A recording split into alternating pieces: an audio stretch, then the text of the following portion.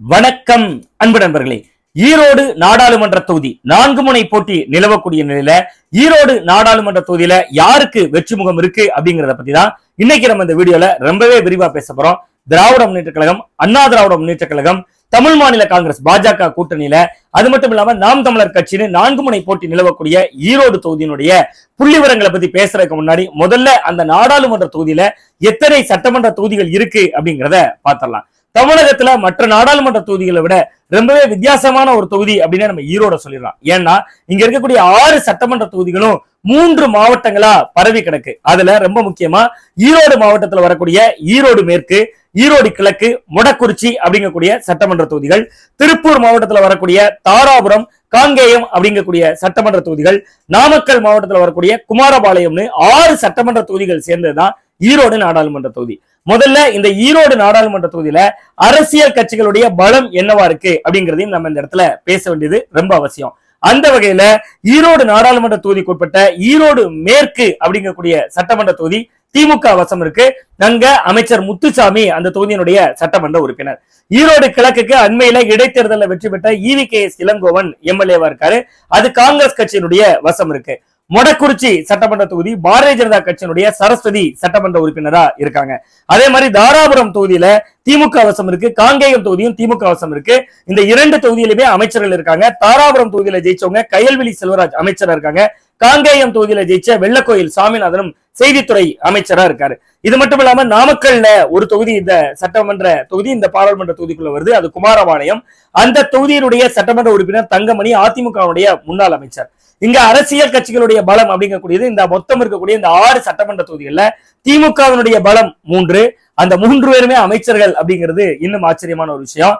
அது மட்டும் இல்லாம ஒரு தொகுதி காங்கிரஸ் வசம் அப்படிங்கக்கூடிய விதத்துல திமுக கூட்டணியினுடைய பலம் இங்க 4 பேர். அது போன்ற அண்ணா திராவிட முன்னேற்ற கழகத்தினுடைய பலம் அப்படிங்கிறது தங்கமணி ஒருத்தர். அதே மாதிரி மொடக்குறிச்சி தொகுதியினுடைய சட்டமன்ற உறுப்பினர் சரஸ்வதி அவங்க பாஜகவினுடைய உறுப்பினர். அப்படி 6 சட்டமன்ற உறுப்பினர்களுடைய பலம் இங்க இருக்கு. சரி, இங்க எப்படியெல்லாம் போட்டி, யார் யார் களத்துல இருக்காங்கிறதுல முதல்ல நம்ம ஒரு நல்ல ஆற்றலோட பேசணும் அப்படிங்கறதுக்காக ஆற்றல் அசோக்குமார்ல இருந்து ஆரம்பிக்கலாம் அப்படின்னு நான் நினைக்கிறேன். ஆற்றல் அசோக்குமார் அனைத்து இந்திய அண்ணா திராவிட முன்னேற்ற கழகத்தினுடைய வேட்பாளரா களத்துல இருக்காரு. 583 கோடி ரூபாய் இவரோட மொத்த சொத்து மதிப்பு. கேட்ட உடனே விருன்னு தலை சுத்துதுல அவ்வளவு பெரிய சொத்து மதிப்புள்ள ஆற்றல் அசோக்குமார் தான் இங்க களத்துல இருக்காரு. ஆற்றல் அறக்கட்டளை அப்படின்னு சொல்லக்கூடிய ஒரு அறக்கட்டளை வச்சிருக்காரு. அந்த அறக்கட்டளை மூலமா நிறைய மக்கள் பணி செய்திருக்காரு. தமிழ்நாடு முழுசுலாம் இல்ல, இந்த தேர்தலில் நிக்கணும் அப்படிங்கிறத குறி வச்சு இந்த தொகுதிக்குட்பட்ட ஈரோடு நாடாளுமன்ற தொகுதிக்குட்பட்ட இந்த 6 சட்டமன்ற தொகுதிகளை மட்டும் தேர்ந்தெடுத்து இந்த 6 சட்டமன்ற தொகுதிகள்லயும் சில முக்கியமான வேலைகளை பார்த்திருக்காரு. அது என்ன வகையான வேலைகள்னா, 10 ரூபாய்க்கு மக்களுக்கு ஹோட்டல் திறந்து சாப்பாடு போடுறது, மலிவு விலை மருந்தகம் சொல்லி அதிக விலைக்கே மருந்து வாங்கி அதை குறைவான விலைக்கு விற்கிறது. அது மட்டும் இல்லாம பட்டியல் சமூக மக்களுக்கு தனித்தனியா கோயில்கள் நிறைய கட்டி கொடுத்தது. அண்ணே, எங்க ஊர்ல பிள்ளையார் கோயில் காம்பவுண்ட் சோர் இடிஞ்சிருக்கேன்னா யாரு என்னன்னே பார்க்காம ஒன்ன கோயில நல்லா கட்டுங்கப்பா அப்படின்னு காம்பவுண்ட் சோர் கட்டுறதுக்கு நிதி கொடுக்கறது.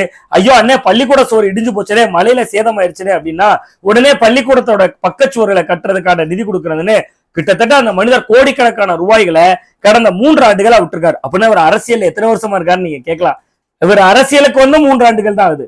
அதிமுகவுக்கு வந்து ஒரு 4-5 மாதங்கள் தான் ஆகுது. அதற்கு முன்பு பாஜக இருந்தாரு. பாஜக தான் இவர் எம்பி சீட்டுக்கு ரொம்பவே முயற்சி எடுத்துட்டு இருந்தாரு.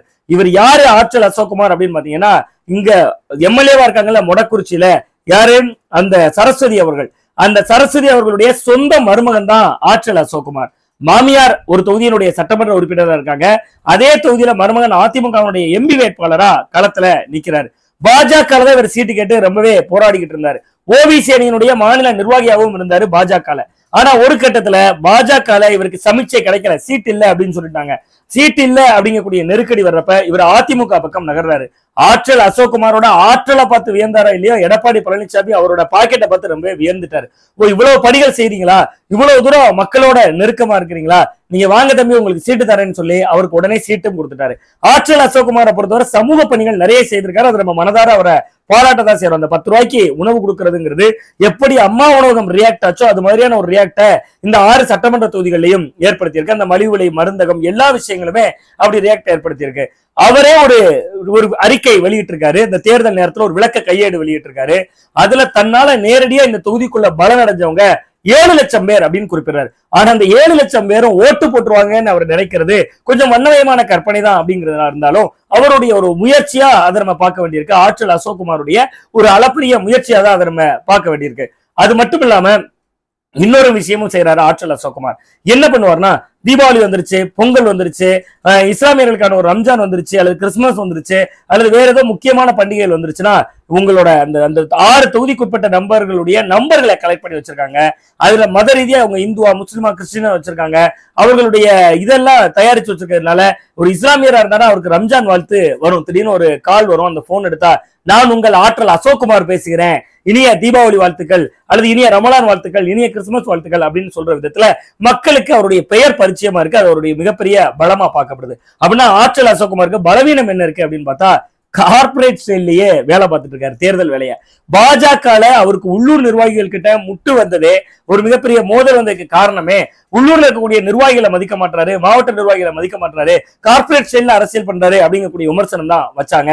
இப்பவும் கூட அவர் கார்பரேட் ஸ்டைல் அரசியல் தான் பண்ணிட்டு இருக்கிறதா அந்த மாவட்டத்துல இருந்து தகவல்கள் வருது. சோ அவர் கொஞ்சம் அதிமுகவினரோட அட்ஜஸ்ட்மெண்ட் பண்ணி சில பாலிடிக்ஸ் நுணுக்கங்களோட கையாண்டாருன்னா ஆற்றல் அசோக்குமார் இன்னுமே அதிகமான ஆற்றலோட வெளிப்படுறதுக்கான ஒரு வாய்ப்பு இருக்கு.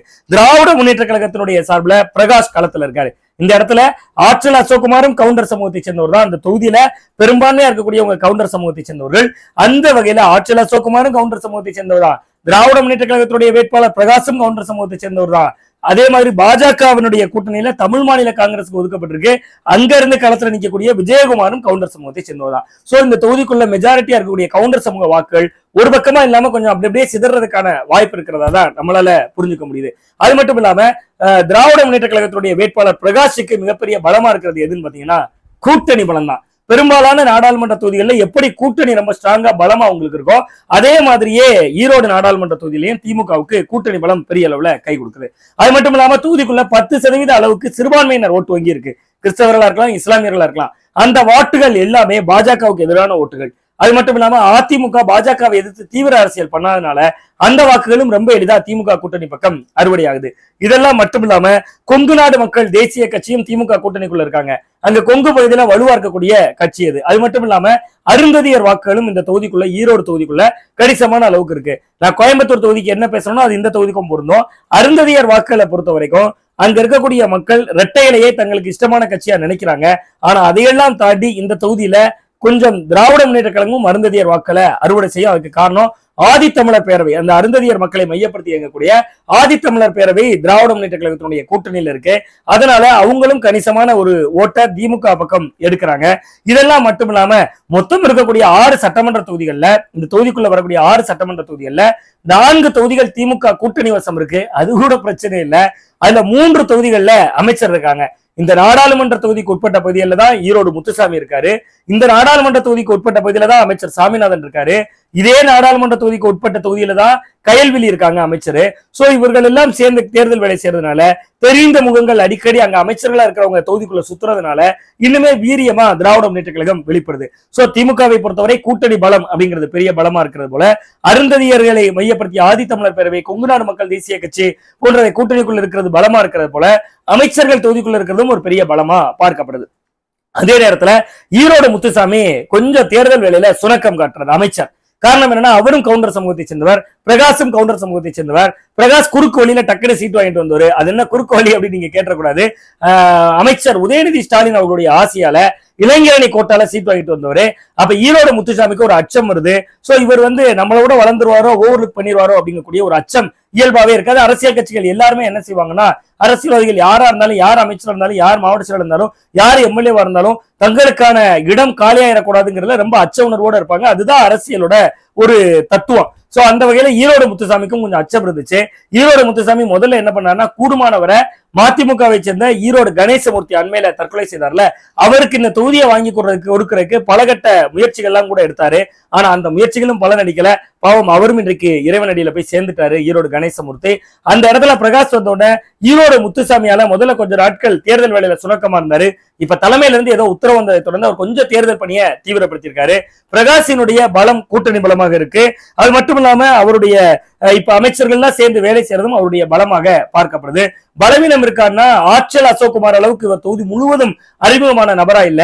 ஆற்றல் அசோக்குமார் கடந்த 3 ஆண்டுகள் அவர் பாஜக இருக்கும் போதே பணி செய்திருக்கிற வகையில தொகுதிக்குள்ள நல்ல அறிமுகம் அவருக்கு இருக்கு. இந்த 2 வேட்பாளர்களுக்கு இடையில தான் ஈரோட்ல போட்டியே இருக்காங்க. வெறும் பார்வையாளர் வந்து ஓடிக்கிட்டு இருக்காங்க பாஜக கூட்டணி.